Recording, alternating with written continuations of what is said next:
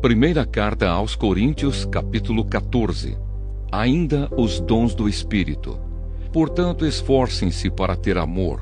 Procure também ter dons espirituais, especialmente o de anunciar a mensagem de Deus. Quem fala em línguas estranhas fala a Deus e não às pessoas, pois ninguém o entende. Pelo poder do Espírito Santo, ele diz verdades secretas.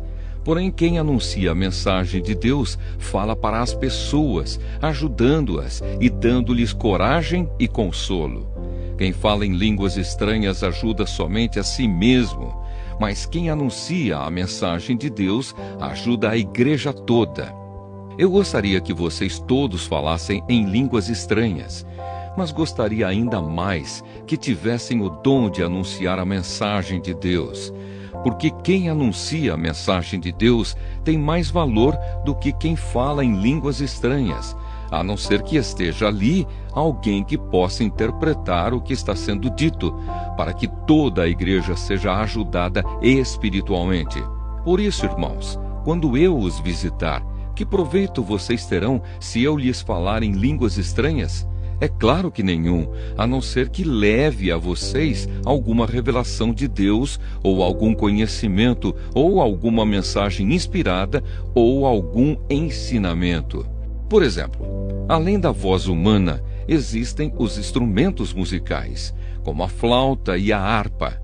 Se os sons não saírem com toda a clareza, como poderá alguém saber o que está sendo tocado em um ou outro desses instrumentos?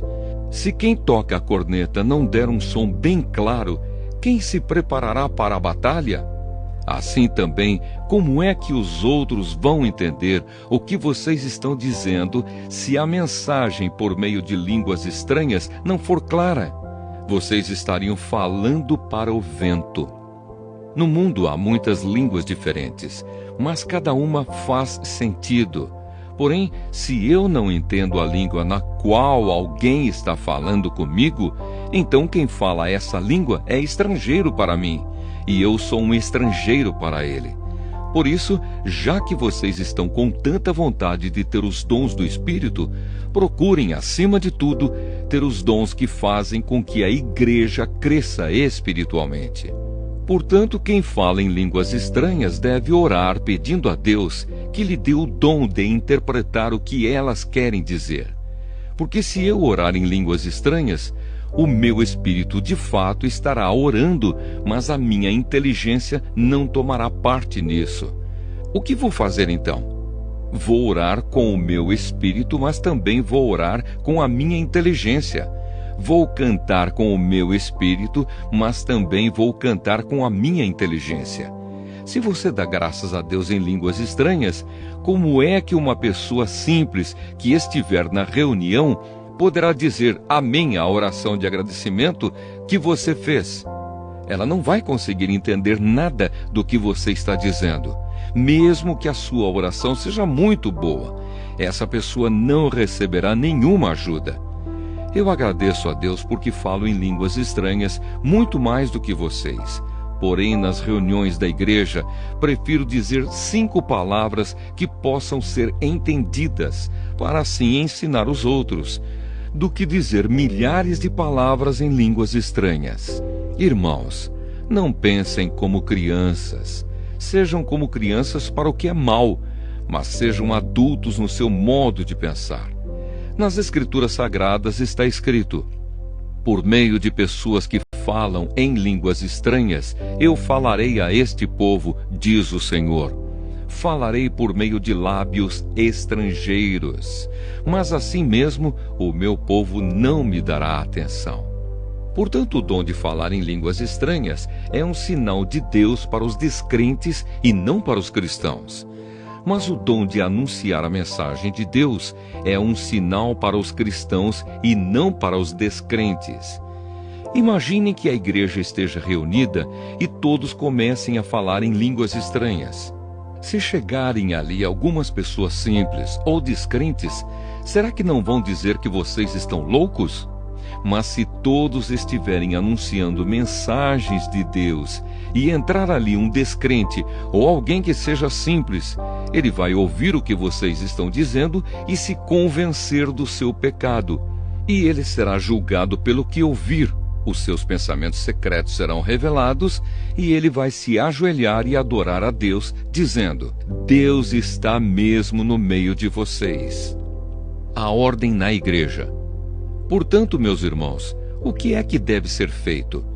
Quando vocês se reúnem na igreja, um irmão tem um hino para cantar, outro alguma coisa para ensinar, outro uma revelação de Deus, outro uma mensagem em línguas estranhas, e ainda outro a interpretação dessa mensagem. Que tudo seja feito para o crescimento espiritual da igreja. Se algum de vocês falar em línguas estranhas, então que apenas 2 ou 3 falem, um depois do outro, e que alguém interprete o que está sendo dito.